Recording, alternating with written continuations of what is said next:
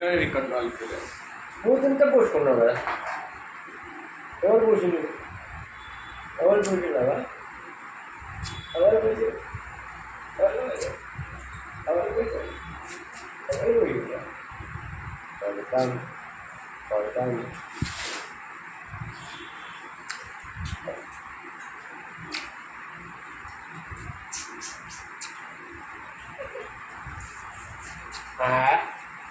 ఆ బల్లాలు తీస్తే మంచి ఫ్రీగా ఉంది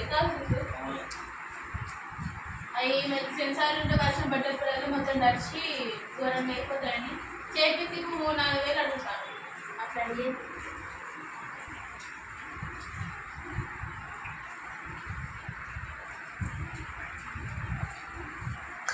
టైం పాస్ కూర్చోవచ్చు.